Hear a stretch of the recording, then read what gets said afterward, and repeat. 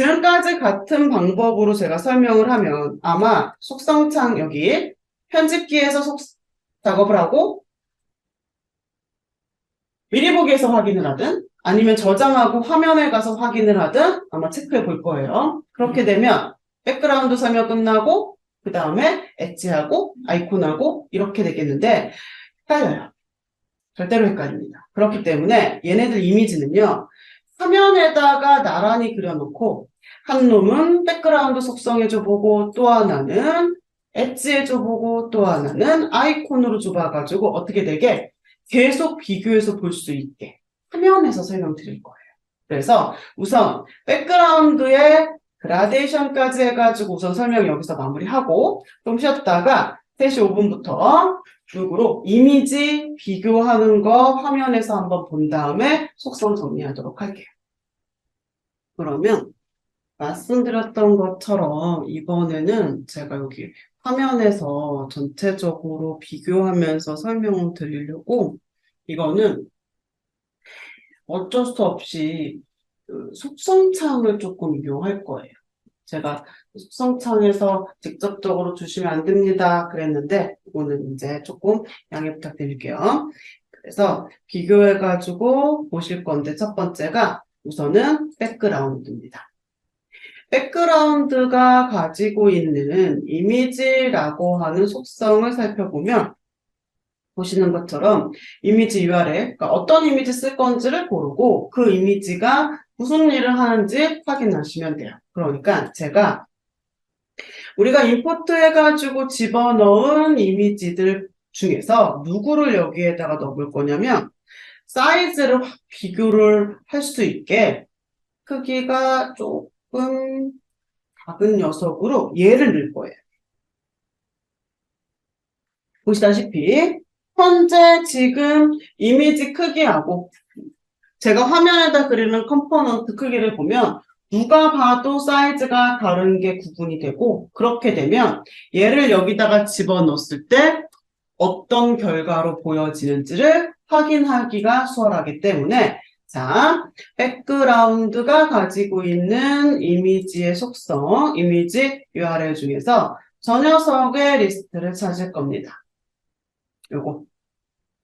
그럼 제가 선택함과 동시에 화면에서 어떻게 보여지는지 그거를 한번 보시면 돼요. 보이십니까? 드래그해서 그린 컴포넌트 배경에 요 사이즈의 이미지가 어떻게 됩니까? 계속해서 반복돼가지고 보여지고 있어요. 아, 백그라운드가 가지고 있는 이미지는 하는 일이 뭐냐? 반복인 겁니다. 반복. 그러니까 이미지를 고르고 리핏의 스타일이라고 하는 세부 속성이 있고 포지션이라고 하는 게 있지만 우선 얘네들 아무것도 안 건드리고 이미지만 선택하면 얘가 하는 일이 반복인 거예요. 그러니 자세히 한번 보시면 사실상 저 이미지를 여기에다가 이렇게 사용한다고 보여주는 거 이거는 조금 원하는 그림이 아닐 겁니다. 그렇죠? 중간중간에 뭐 이런 부분 다 이제 표현되니까. 그러면 반복이라고 하는 거, 리핏이라고 하는 거를 어떤 식으로 우리가 활용하는 케이스가 있냐? 가령 예를 든다라고 하면 내가 이러한 버튼을 만들어야 되는 상황인 거예요. 이 버튼. 근데 이거를 이미지를 이제 쓰려고 봤더니 이미지 자체가, 배경 자체가 조금 단순해서 굳이 이따만한 사이즈로 내가 이미지를 자르지 않아도 한 1, 2픽셀 이미지를 자른 다음에 반복을 해가지고 써도 같은 결과를 얻을 수가 있다라고 하면 프로젝트에 이런 불필요한 큰 사이즈의 이미지가 쌓이는 것과 내가 필요한 크기의 이미지가 쌓이는 것 당연히 후자가 영향을 줄 거란 얘기입니다. 물론 지금 우리는 화면도 몇 개 없고 뭐 프로젝트에 뭐 이미지도 없고 했기 때문에 두 개가 그렇게 큰 영향을 주지 않는다고 하더라도 실제 프로젝트에서 저런 불필요한 사이즈 이미지가 계속 쌓인다고 생각해 보세요. 테마에. 어느 정도는 조금 줄 수도 있을 거라고 하는 거. 그래서 내가 적절한 사이즈로 이미지를 만든 녀석을 다시 한번 선택해 볼게요. 골라주면 이 녀석은 아까도 확인했다시피 반복을 하겠죠. 그쵸? 기본적으로 리핏이란 얘기예요. 근데 물론 컴포넌트 사이즈를 줄일 수도 있지만 내가 봤더니 특정 방향으로 조절해야 된다라고 하면 자, 안 건드리면 리핏이지만 여기를요 내가 no repeat 반복하지 않겠다. 혹은 X 혹은 Y축으로 내가 특정 방향으로만 반복해서 쓰겠다. 이게 이제 가능하다는 얘기입니다. 그래서 높여줘가지고 확인하면 요만한 사이즈로 똑같은 효과를 볼 수 있었던 거 요게 이제 리핏이라고 생각하시면 돼요.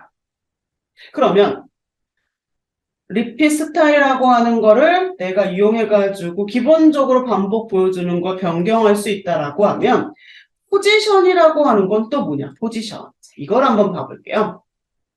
예를 들어가지고 우리가 화면에서 자, 요거를 한번 만들어야 되는 상황입니다. 배경에 컬러가 흰색이 깔려 있는 상태인데 그 위에 가운데 로고가 이렇게 들어가져 있는 형태예요. 그러면 배경에 컬러도 써야 되고 로고, 이미지도 써야 되는 상태라는 건데 말씀드렸던 것처럼 뭐라고 그랬습니까? 컬러하고 이미지는 같이 쓸 수 있다라고 그랬어요. 자, 그래서 제가 저 녀석을 지금 한번 표현하고자 했을 때 우선 컬러를 흰색으로 깔아야 된다고 했으니까 백그라운드에다가 우선 컬러 값을 흰색 줍니다. 그리고 저 로고, 자, 요 놈을 가운데에다가 한 녀석만 딱 배치해가지고 끝내면 되는 상태예요. 요거를. 그런데 보시다시피 백그라운드는 계속 말씀드린 거 반복이라고 하는 거. 그럼 나는 얘가 하나만 있으면 돼요. 그럼 스타일을 뭐로 바꿀 수 있습니까? 놀이피. 자, 그리고 나서 보시면 위치가 눈에 보일 겁니다. 배경에다가 이미지를 주면요. 보시다시피 기본적인 위치는요. 어디로 들어가느냐? 왼쪽 상단으로 들어갑니다. 그럼 내가 얘를 어떻게 하면 돼요? 가운데다가 정렬을 바꿔주면 되는 거예요. 그래서 백그라운드가 가지고 있는 포지션은 호리젠탈 버티컬로 나오는 이 녀석을 쉽게 생각하면 온라인 정렬이라고 보시면 돼요. 그래서 내가 얘를 누구로? 센터로 둘 다 맞춰주겠다. 이렇게 표현할 수가 있겠죠. 그래서 나중에 우리가 백그라운드 옆에 들어간 값은 이렇게 볼 건데 자 이게 이미지 이런 걸 썼구나. 근데 그 이미지를 반복 못하게 했네? 그러고 정렬은 가운데다가 있는데 백그라운드에 컬러도 같이 쓴 거구나 라고 하는 거를 우리는 우선 읽을 수 있으면 돼요. 구분할 수 있으면 된다는 얘기입니다. 그래서 호리젠탈하고 버티컬로 위치를 바꿨는데 버튼 여기 맨 끝에 백그라운드 사이즈라고 하는 속성이 있어요. 사이즈. 자, 그래서 이거는 그냥 제가 한번 얘가 가지고 있는 밸류가 의미하는 게 뭔지 한번 보여드릴 거예요. 이거는 나중에 간혹 가다가 사용하는 경우가 있을 수 있습니다. 그래서 어떤 의미를 가지고 있는 속성이냐 이것만 한번 비교해서 봐보세요. 제가 여기에다가 누구를 넣을 거냐면 얘를 넣을 거예요. 이미지, 요 녀석을. 요게 사이즈가 아마 125, 128에 128, 뭐 그런 사이즈입니다. 이거를 어떻게 해서 반복을 풀어서 가운데다가 맞춰 놓을 거고요. 그 다음에 이 컴포넌트를요. 예를 들어서 300에 한 200 정도로 세팅을 해볼게요.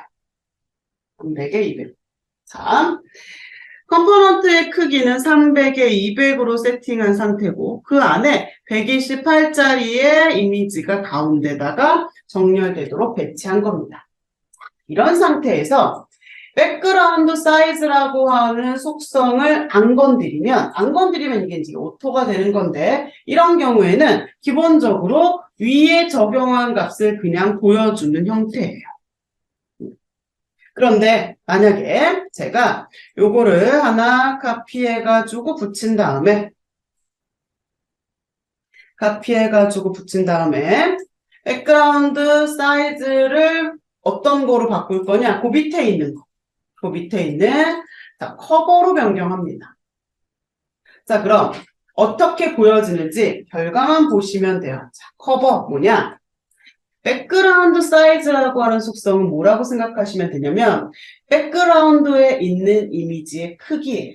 그래서 커버라고 하는 거는 이 이미지를 말 그대로 확장해서 스트레치해서 보여주는데 원래 이미지가 가지고 있던 비율 따위는 상관없이 그냥 컴포넌트 크기에 맞춰서 꽉 채워버리는 겁니다. 그러니까 이미지가 잘려가지고 보이겠죠. 비율이 안 맞으면. 그게 커버인데 그 밑에 뭐가 있었느냐? 컨테인이라고 하는 녀석이 있었어요. 컨테인. 그 밑에 또 들어가져 있었던 속성 그거를 한번 바꿔봤더니 얘도 보시는 것처럼 사이즈가 변합니다. 근데 어떻습니까? 원래 이미지가 가지고 있는 사이즈 그러니까 비율은 유지하고 누구에 맞춰서 컴포넌트 크기에 맞춰서 늘어나는 거예요. 자, 이번에는 그러면 누가 남을 수가 있어요? 컴포넌트의 공간이 남을 수가 있겠죠. 그리고 마지막 뭐가 있느냐? 퍼센테이지하고 픽셀이 있습니다. 무슨 말이냐? 이번에는 늘리고 이런 거 말고 내가 주는 거예요. 누구를? 이미지 크기를. 그래서 픽셀로 놓은 상태에서 제가 50에 50으로 넣어볼게요. 그러면 어떻게? 이미지 크기를 50에 50으로 사이즈를. 근데 픽셀이 아니라 퍼센테이지로 단위를 바꾸면 어떻게? 컴포넌트의 50%, 50% 되는 비율로 크기를 변경합니다. 이렇게 되는 겁니다. 그래서 이거는 지금 뭐가 컨테인인지 뭐가 커버인지 이거를 제가 외우시라는 게 아니에요. 이거는요. 이렇게 백그라운드 사이즈라고 하는 속성으로 변경할 수가 있다라고 하는 거 그것 정도까지만 기억합니다. 나중에 지금 보시는 것처럼 속성 바꿔보면 얼마든지 화면에서 보실 수가 있기 때문에 지금은 이러한 것도 있다. 사이즈를 변경할 수 있는 속성도 있다. 정도까지만 기억하실게요. 그래서 백그라운드라고 하는 속성, 요것이 가지고 있는 이미지는 크게 봤을 때 반복이다. 두 번째 아이콘 먼저 할게요. 지금 너무 복잡한 거 지금 했으니까 아이콘은 우리가 아까도 봤다시피 세부적인 속성도 없고 그냥 이미지만 선택해버리면 끝나는 거니까 아이콘에다가 제가 맨 위에 있는 거 선택을 해봅니다. 그러면 아이콘 속성은 뭐냐? 보시는 것처럼 텍스트하고 함께 표시할 이미지를 보여주는 거죠. 그런데 보시다시피 어떻습니까? 이미지를 이거 쓰겠습니다 해가지고 집어넣어버리면 아이콘이 기본적으로 위치가 텍스트 왼쪽에 옵니다. 근데 우리는 이런 경우도 있어요. 아이콘이 텍스트 오른쪽에 와야 되는 경우도 있고 아니면 탑이라던가 바텀 이런 식으로 다른 위치에 있어야 되는 케이스도 있다는 거. 모바일 같은 경우에는 탑, 바텀 올 수 있겠죠. 그래서 아이콘 속성은 아주 간단하지만 친구들이 있어요. 누가 있느냐? 우선 첫 번째로 아이콘 포지션이라는 녀석이 있습니다. 아이콘 포지션. 이게 보시다시피 위치를 결정합니다. 안 건드리면 기본적으로 위치가 레프트에 붙습니다. 그런데 만약에 내가 아이콘 포지션을 라이트로 하겠다? 이미지 위치 어디로? 오른쪽. 이렇게 포지션으로 바꿀 수 있다는 거. 자, 그럼 내가 원하는 위치의 아이콘을 변경했어요. 그러면 내 눈에 보여지는 또 다른 문제가 보여지죠. 뭡니까? 둘 사이가 너무 붙어 있어요. 너무. 그렇죠? 그래서 친구들이 있다고 그랬어요. 보시는 것처럼 어떤 아이콘을 쓸 건지 그 아이콘의 위치를 어디로 줄 건지 마지막 저 아이콘하고 텍스트 사이의 간격은 얼마로 할 건지 텍스트 패딩입니다. 패딩하고 달라요. 이 패딩은 뭡니까? 객체의 사방에 여백을 주는 게 패딩이에요. 텍스트 패딩은 말 그대로 이미지하고 함께 표현할 텍스트의 패딩을 주는 겁니다. 자, 무슨 말이냐? 제가 위에 있는 거에다가 텍스트 패딩 속성의 왼쪽으로 10 정도 줘볼게요. 10. 그러면 뭐가 달라지는지 보이시죠? 텍스트한테 왼쪽으로 패딩 값을 받아서 물러난 겁니다. 그런데 이 값을 그대로 밑에다 주면 어떻게 되는 거예요? 내가 생각한 그림 아니죠. 그래서 우선적으로 이렇게 아이콘하고 함께 표현되는 상태에서의 텍스트 패딩 값은 우선 누구를 신경 써야 되느냐? 그 아이콘이 어디 있는데 위치를 생각해야 돼요. 그러니까 오른쪽에 있는 밑에 있는 녀석은 레프트에다 줄 게 아니라 어디에다가 오른쪽에다 줘야지 오른쪽으로 벌어지겠죠. 만약에 패딩이 이미지가 위에 있어요. 탑에 그러면 어디로 줍니까? 탑에다. 그래서 상대적으로 백그라운드하고 엣지에 비해서는 간단한 속성입니다. 하지만 얘네들이 조금 신경 써야 되는 두 가지 속성이 같이 한 쌍이라고 하는 거. 요거 생각하실게요. 자, 그 다음 마지막으로 엣지입니다. 엣지는 확인했던 것처럼 우선은 무슨 이미지 쓸 거냐 이게 맨 처음에 있습니다. 그래서 엣지에 들어갈 이미지는 조금 큰 거 써볼게요. 누구 쓸 거냐면 요거. 큰 이미지 한번 선택해 봅니다. 세 번째 있는 거네요. 그래가지고 선택해 봤더니 자 이미지가 배경에 들어갔어요. 엣지로 넣었더니 그리고 컴포넌트를 늘리면 보시는 것처럼 늘리는 대로 이미지가 계속 차게 보여집니다. 자 이게 지금 이미지가 어떻게 보여지는지 정확하게 봐야 되는데 테두리가 있어가지고 안 보여서 보더 살짝 뺄게요. 보더 0픽셀에 넣은 보더. 보더 있는 값 없애주는 거 0이지만 픽셀을 단위 줘야 된다는 거. 자 그래서 보면 우선은 내가 드래그해서 그리는 대로 엣지에 있는 이미지가 어떻게 됩니까? 스트레치해서 되죠. 스트레치. 문제가 뭐냐면 그럼 스트레치야? 그럼 내가 조그맣게 만들어서 무조건 늘렸으면 되겠구나 생각할 수가 있는데 이게 이제 이미지를 비교해서 보면 아시다시피 이미지가 늘어나는 거는 좋은데 다 지금 사방이 깨져서 보여집니다. 그렇다라고 하면 사실상 늘려 쓰는 의미가 없다라고 하는 거. 그래서 엣지는 누가 중요하냐면 얘가 중요해요. 뒤에 각 붙는 거. 픽스드 위드, 픽스드 하이트 얘가 중요합니다. 근데 우리가 얼마를 줘야 될지 지금은 모르니까 제가 이거 그대로 카피해서 어떻게 할 거냐 좀 크게 줘볼게요. 한 10 정도? 그렇다라고 하면 보시는 것처럼 어떻습니까? 내가 값을 줬더니 자, 위에랑 확실히 다른 결과가 보여집니다. 픽스드 위드하고 하이트 값을 준 것과 지금 결과가 이렇게 보여지는 이유가 쉽게 생각하면 지금 여기에 라운드가 있는 거예요. 이미지에. 라운드가 같이 스트레치가 되려고 하다 보니까 이게 보더가 깨져 보이는 겁니다. 그럼 제가 픽스드 값을 준 거는 어떤 의미냐면 모서리에 꼭지점 기준으로 내가 준 값만큼 어떻게 꽉 잡고 있는 겁니다. 움직이지 못하게. 그렇다라고 하면 이걸 내가 픽스드 값을 왼쪽 상단에만 주느냐? 아니에요. 어디? 모서리 네 군데다가 다 줘야 되는 거예요. 그렇기 때문에 이게 잡고 내려가고 올라가고 옆에서 잡고 밑에서 잡을 거에 대한 크기가 어느 정도는 정해져야지만 줄 수가 있다라고 하는 거. 예를 들어서 나는 픽스드는 10 줬는데 조그만 이미지를 작게 만들어서 늘렸으면 되지 해가지고 가로 세로 5픽셀로 했다. 이거 됩니까 말이? 안 됩니다. 그러니 픽스드 값을 마냥 무조건 크게 줄 수만 있는 것도 아니라는 얘기입니다. 왜냐? 최소 이미지의 크기가 결정되기 때문에. 그래서 얘를 얼마 줘야 될지 모르니까 제가 한 10을 줘봅니다 라고 했어요. 반대로 이거를 한 3 정도만 줘볼게요. 3 정도만. 그렇다고 하면 결과가 보세요. 얘는 아예 안 준 거, 요거 10 준 거, 요거 3 준 건데 3은요. 깨지는 것도 아니고 이거는 안 깨지는 것도 아니고 되게 이상하게 보입니다. 자, 이 결과로 우리가 알 수 있는 건 내가 디자인한 건 아니지만 이 라운드가 어떻게 3보다는 크고 10보다는 작거나 같은 사이즈인가 보다 이거를 생각할 수 있어야 됩니다. 무슨 말이냐? 적어도 이 픽스드 값은 디자인의 라운드를 어떻게 줬느냐 그 값만큼 준다고 생각하시면 돼요. 내가 라운드를 5픽셀에 라운드 레디어스 값을 줬어? 그러면 5.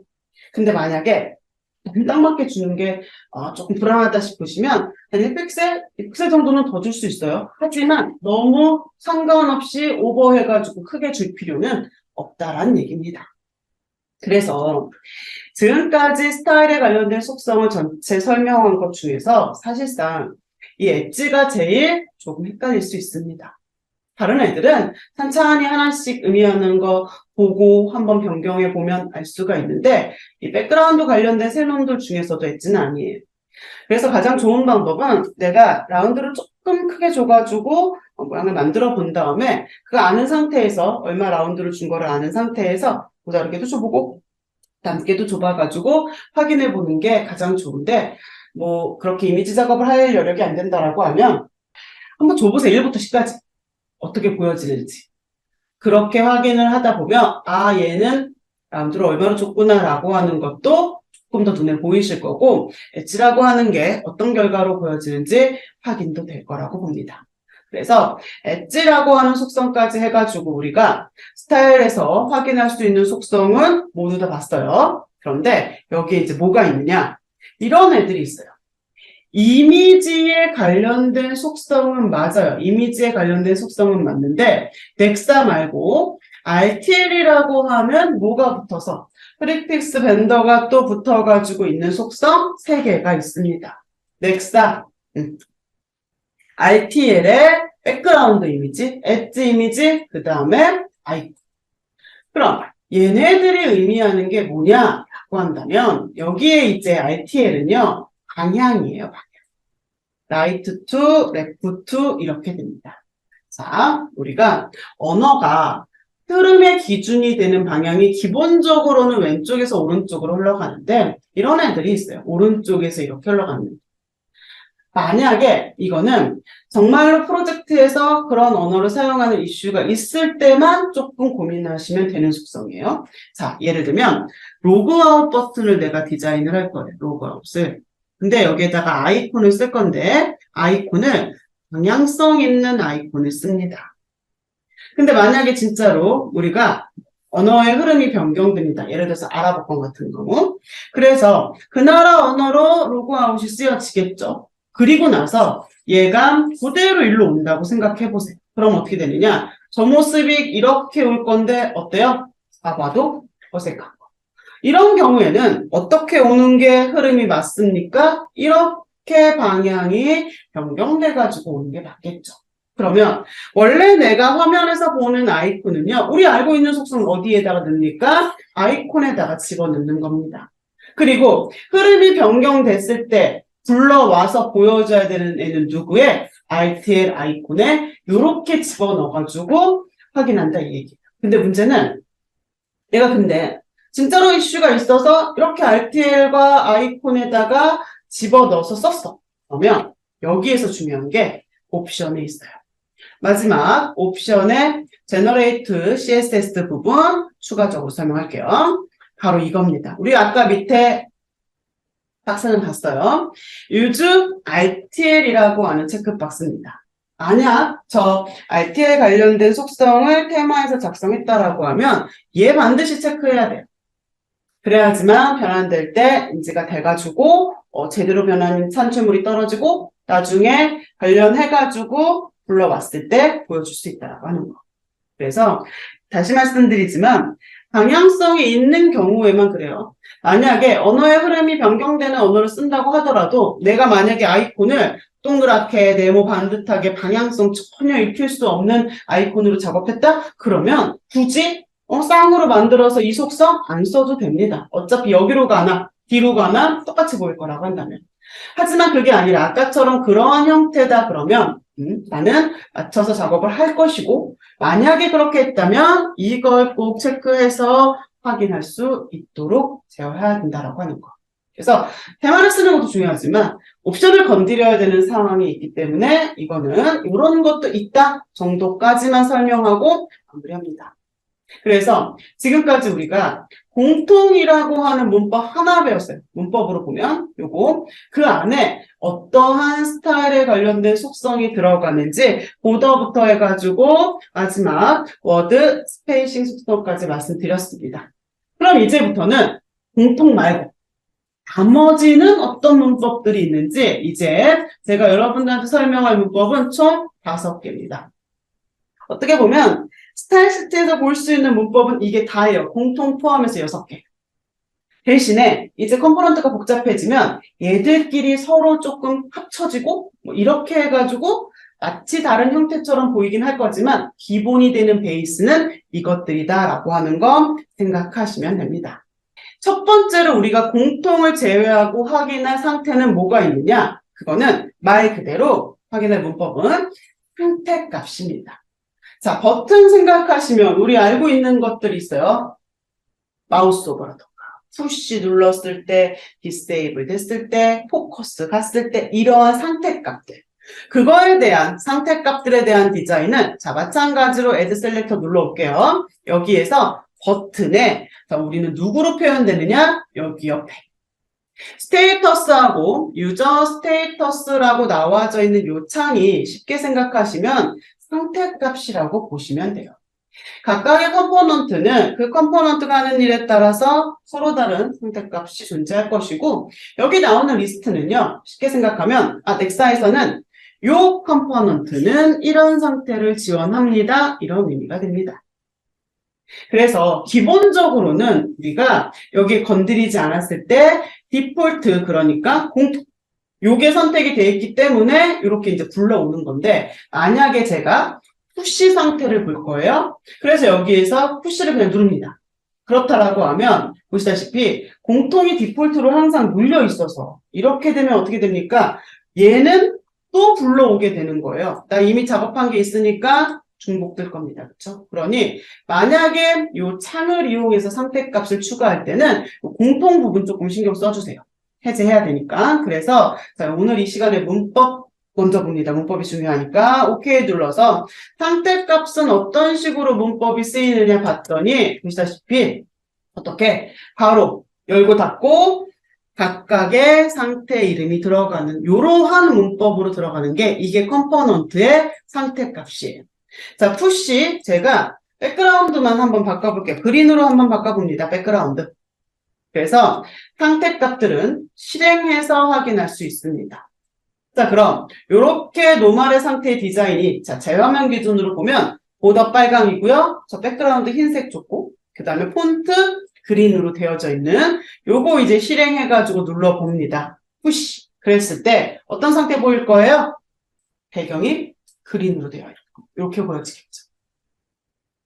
근데 저는 푸시에서 백그라운드만 줬어요. 백그라운드가 오로지. 근데 봤더니 얘는 보도도 가지고 있고 보도도 가지고 있어요. 막 텍스트 안 보여. 갑자기 없어졌어요. 자, 그러면 이렇게 내가 준 백그라운드 말고 보더라던가 없어진 텍스트 이것들은 뭘 의미하느냐? 당연히 상태값이 가지고 있는 속성을 그 상태로 갔을 때 보여줍니다. 근데 이러한 상태값들은 지가 가지고 있는 값만 딱 확인하고 끝나느냐? 아니에요. 누구를 상속받냐? 공통을 받습니다.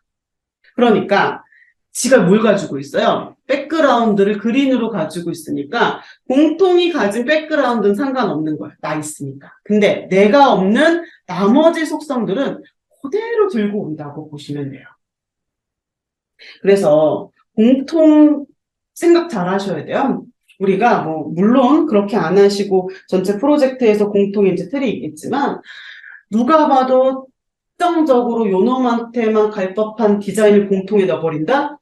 생각보다 공통에서 상속받아가지고 보여주는 녀석들이 있습니다. 또. 그렇기 때문에 요거 그린으로 돼 있어가지고 배경 컬러랑 물려서 안 보이는 거지 이런 애들 다 없어진 거 아닌 거 그렇게 생각하시면 돼요. 그래서 상태값에 대한 디자인 가로 열고 닫고 자 그럼 내가 가이드를 받았어요.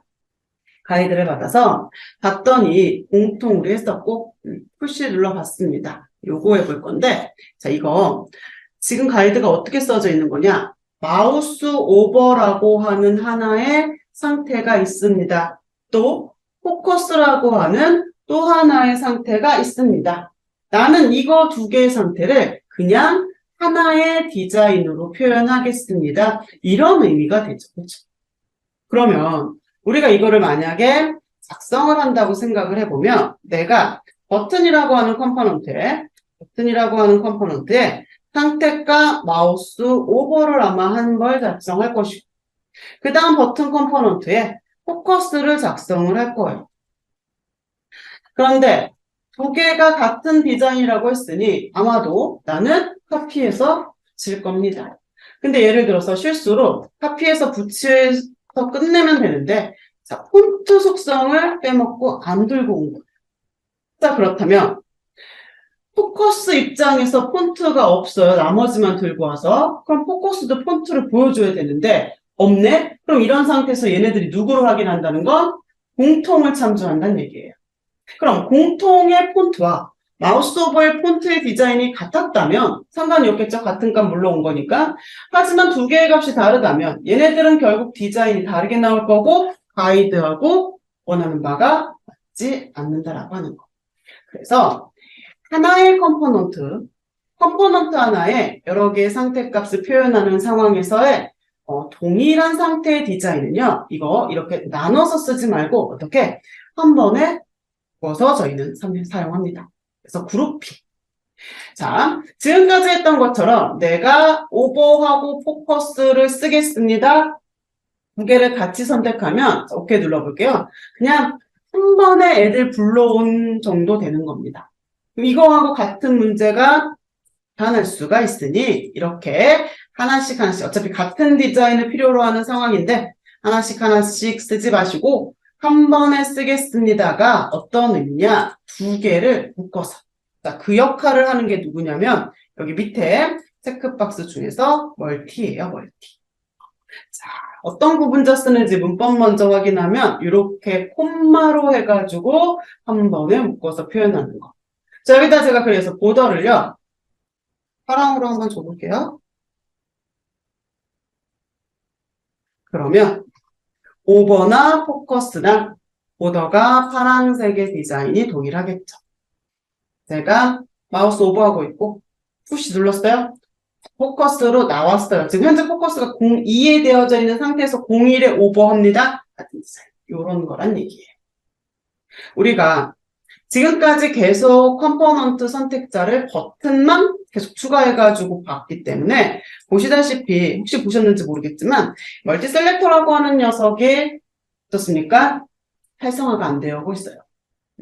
근데 만약에 컴포넌트 쪽도 제가 하나 이상으로 다른 애들을 선택한다고 하면 바로 활성화됩니다. 무슨 말이냐? 묶을 수 있다는 얘기죠. 그렇죠? 근데 이게 활성화는 됐지만 우리가 서로 다른 기능을 가지고 있는 컴포넌트의 디자인이 듣다 보니까 뭐가 동일하다라고 해서 서로 다른 컴포넌트를 그룹핑 해가지고 작성하는 것은 원하지 않습니다. 왜냐면 이 나중에 컴포넌트가 어떻게 될지 모르고 분리해가지고 다시 편집하는 게 오히려 더 걸릴 수가 있어요. 그렇기 때문에 서로 다른 컴포넌트를 묶어서 그룹핑해서 사용하는 것 말고 하나의 컴포넌트에 같은 디자인을 필요로 하는 거 상태값이 같은 경우에는 이렇게 콤마로 묶어서 그룹핑이라고 하는 게 요거예요.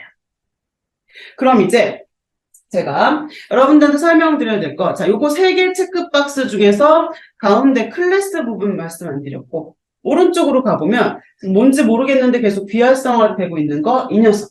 그 다음에 화면으로 갔을 때 요거 있죠. 지금 첫 시간부터 지금까지 계속 활성화 안 되고 있는 건 저 녀석까지가 지금 3개가 남은 문법이에요. 우리가 알아야 될 거. 근데 요 클래스라고 하는 녀석까지는 지금까지 봤던 버튼으로 설명을 드려도 전혀 문제가 없는데 얘네들은 아닙니다. 그래서 클래스까지 설명하고 그 다음에 실습 하나 할게요. 실습 하나 하고 그 다음 확인한 다음에 나머지 마지막 시간에 나머지 두 문법 볼 겁니다.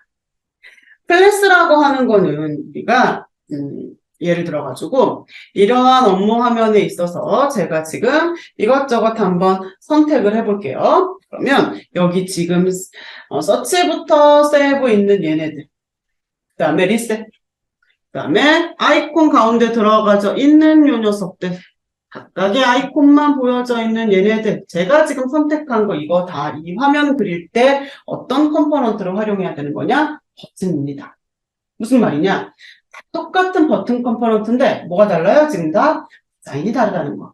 그럼 여기에서 공통이 있을 것이고, 누가 공통인지 대충 짐작은 가죠. 공통이 있을 것이고, 나머지 애들은 다른 문법을 써서 표현해야 되는데, 그때 사용하는 게 클래스예요. 저희는 웹처럼 아이디를 변경해가지고 다른 표현을 하지 못합니다. 무조건 클래스예요. 같은 컴포넌트인데 디자인이 달라? 그럼 무조건 클래스라고 생각하시면 돼요. 그래서 내가 버튼에 클래스를 쓰겠다라고 해가지고 선택을 하면 옆에 창이 활성화가 됩니다. 여기에다가 입력해야 될 거는 이 클래스의 이름인데 클래스 이름은 중요하죠. 당연히. 클래스 이름은 내가 내 마음대로 뭐 1, 2, 3 준다거나 ABC 준다던가 이런 식으로 접근하지 않습니다. 누가 봐도 어떤 컴포넌트의 뭐 때문에 디자인한 거구나 라고 하는 거를 알 수 있게끔 명명하시는 게 좋아요. 그래서 결국은 나중에 개발자들은 저 클래스만 따다가 붙여가지고 디자인을 표현할 거기 때문에 우리가 이제 조금 이런저런 방법을 써봤는데 그나마 조금 가독성이 좋아가지고 제가 클래스 네임은 이런 식으로 룰을 한번 정해주세요 라고 권해드리는 게 있어요. 뭐냐? 예를 들어서 탑 프레임에 탑 영역에 세이브하는 버튼으로 내가 디자인을 해야 되는 상황입니다. 자, 그럼 얘에 대한 클래스명을 어떻게 주느냐? 기본적으로 처음에는 컴포넌트에 약어를 소문자로 씁니다. 자, 이 약어는 제가 지금 보편적으로 버튼 보여주지만 이거는 프로젝트마다 그 프로젝트의 가이드, 네이밍 룰이 있을 거니까 그거 참고하시면 돼요. 그리고 가운데는 제가 어디 있는 녀석인지 위치를 해당하는 정보를 대문자로 탑 프레임 이런 식으로 네이밍 룰이 있을 거예요. 이거는 뭐 레프트 프레임, 워크 프레임, 로그인, 팝업 막 이렇게 있을 수가 있겠죠. 가운데 위치 정보는. 그리고 마지막에 설명. 세이브 버튼이네. 간단하게 표현이 되겠네요. 근데 이게 한 단어로 안 끝나는 경우도 있을 수가 있죠. 그런 경우에는 하면 자, 그래서 여기에 입력한 요거를 제가 이 창에다가 한번 써보고 문법을 먼저 확인하면 탑 프레임에 세이브 보시다시피 클래스는요. 띄어쓰기 없이 바로 컴포넌트 클래스면 이렇게 입력합니다. 이게 클래스의 문법이에요. 그리고 나서 자, 백그라운드를 제가 보라로 줘볼게요. 그리고 미리 보기에 보면 폰트가 잘 안 보이니까 흰색 이렇게 두 개의 속성 좀 줘볼게요. 그리고 나서 저장을 한 다음에 클래스라고 하는 것 자체는 어떻게 적용을 하느냐? 클래스는요. 클래스 네임만 점 필요 없어요. 클래스 네임만 어디에다가 속성 창에서 제어합니다. 속성 창에서. 맨 위에 올라가 보면 CSS 클래스 있어요. 잘 안 보이시면 필터링 하세요. 클래스. 그래서 여기에다가 어떻게 클래스 명만 주시는 거예요. 이렇게 클래스를 적용하시는 거예요. 작성을 테마에서 하고 해당 적용을 화면에서. 그래서 뭘 한번 해볼 거냐? 우리가 좀 전까지 배웠었던 스타일 속성을 생각하셔가지고 얘를 만들어 봅니다. 딜리트 버튼. 클래스 쓰셔야 되고 화면에 컴포넌트 버튼을 제가 하나 그려볼게요. 그려셔도 되고 뭐 있으면 있는 거. 그래서 우선은 여기 포지션으로 가셔가지고 자 이거 조금 이따 다시 설명할 거지만 위드하고 하이트를요 얼마로 맞춰주시냐면 100으로 이거 사이즈가 좀 맞아야지 변경했을 때 결과 볼 수 있어요. 그리고 텍스트를 변경할 건데 텍스트는 변경이 다 똑같아요. 말 그대로 텍스트 속성에서 바꾸실 수가 있고요. 여기에다가 예를 들어서 딜리트 아니면 우리가 속성창으로 제어하는 게 항상 편한 건 아니니까 화면에서 컴포넌트 선택하고 F2 요렇게 포커스 가가지고 바꾸실 수도 있어요. 엔터로 항상 마무리. 그래서 텍스트는 텍스트라고 하는 속성 또는 F2로 접근하시면 됩니다. 그래서 뭐 텍스트는 지금 안 쓰셔도 되겠지만 입력하셔서 사이즈는 꼭 이렇게 먼저 세팅하신 다음에 저기에다가 이제 클래스를 줘가지고 얘랑 똑같이 주저리 길게 써 있어요. 설명이. 이거 우리가 좀 전까지 배웠던 스타일에 관련된 속성이라고 생각하시면 됩니다. 제 화면으로 보면 이렇게 작성이 돼가지고 보여지는 게 이제 최종적으로 이걸 거라고 볼 수가 있습니다. 작업되어져 있는, 작업된 결과를 한번 비교해서 확인을 할게요. 이게 이제 설명으로 길게 써져 있는데 찬찬히 한번 생각해 보시면은 테두리에 두께, 색 이렇게 나와져 있는 정보는 넥사 보더죠. 그쵸? 여기에 이미지가 있으니까 스타일 정보까지는 안 넣었어요. 그렇기 때문에 이게 이제 솔리드 형태로 보여지기 때문에 테두리는 이 픽셀의 텍 이렇게 표현하는데 만약에 제가 이거를 여러분들이 속성창으로 봤다라고 하면 이게 이제 컬러를 다른 거가 문제가 아니라 아마 컬러가 헷갈리실 거예요. 컬러가. 그렇다라고 하면 요거는 그냥 여기에다가 우리가 위도 두께를 줬고 그 다음에 솔리드까지 선택을 하셨을 때 이제 컬러가 내가 직접적으로 여기 가이드에 나와져 있는 값을 쓰기가 편집하기가 어려우면 대충 컬러 찍으세요. 문법의 구조만 보면 되니까. 컬러 찍고 그 다음에 어떻게 쓰는지 자 이건 선택하셔야죠. 전체 모양 봐야 되니까. 그 다음에 어떻게 하느냐. 오케이 누른 다음에 내가 처음부터 컬러를 편집할 수 있으면 좋지만 거기에 이제 불편하고 한다면 이 화면 창 데리고 와가지고 한번 입력하시고 나서 보면 나중에는 요것대로 입력하는 거 어렵지 않습니다. 그래서 이 프로퍼티 창에서는 틀을 잡아오시라는 얘기예요. 틀을. 자, 그 다음에 적용한 아이콘이 있습니다. 자, 이거는 무슨 속성이에요? 아이콘이면 아이콘 우리 이미지 인서트한 거에서 요 이름 찾으면 아마 있을 겁니다. 그거 불러왔죠. 그쵸? 그리고 아이콘의 위치가 이미지 확인하라고 그러는데 어디 있어요? 텍스트의 위에 있어요. 그러니 아이콘 위치, 그러니 아이콘 포지션 값을 어디로? 탑으로 해줘야 되죠. 그래야지 아이콘하고 텍스트 사이의 간격 값이 10픽셀이 떨어진 거 어디를다가 주는 겁니까? 자, 포지션이 탑에 있으니까 탑에다가 패딩 아니고 텍스트 패딩을 주셨어야 돼요. 패딩 아니고 텍스트 패딩. 자, 그리고 이제 여기 밑에 있는 녀석이 뭡니까? 백그라운드, 그라데이션인데 그라데이션은 기본적으로 무조건 편집창 이용하는 게 제일 빨라요. 그리고 나서 마찬가지예요. 여기서도 자, 방향에 대한 정보가 하나도 없어요. 방향에 대한 정보. 그럼 나도 그냥 안 쓰던지 아니면 없는 거하고 누구하고 같다고 했으니까 to bottom 선택하던지. 그리고 자, 스타트하고 엔드 값이죠. 스타트하고 엔드 값. 그리고 중간에 20하고 80되는 위치에 같은 컬러를 추가해야 돼요.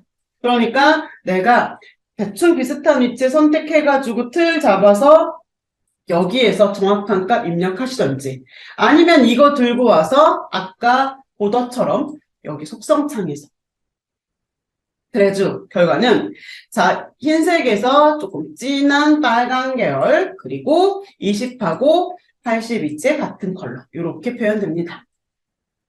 자, 그럼 모서리의 모양이라고 하는 거는 라운드죠. 라운드 값이 10픽셀은요, 누굽니까? 레디어스죠. 레디어스 10픽셀 주시고, 글꼴의 효과, 크기, 글꼴, 얘네들은 지금 다 뭐예요? 폰트 속성 하나입니다. 폰트에다가, 볼드에다가 14픽셀에 맑은 고딕이라고 글꼴 써있지만, 제가 글꼴은 영문으로 조금 변경해주세요 라고 하는 거, 자, 이거 생각해서 요거까지 변경하셨으면 너무 좋고요. 그 다음에 자간이 있답니다. 자간. 텍스트 사이의 간격. 레터 스페이스가.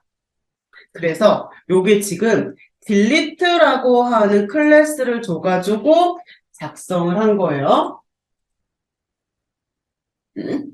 화면에 적용할 때는 누구만? 클래스만 화면에다가 이렇게 줘야 되는 거. 이게 이제 클래스 작성해가지고 적용한 겁니다. 여러분들이 내일 많이 연습해 보실 거라서 우선 우리가 오늘 배웠던 문법 중에서 기본적으로 최고 중요해가지고 알고 있으셔야 되는 클래스만 한번 잠깐 작업해봤습니다.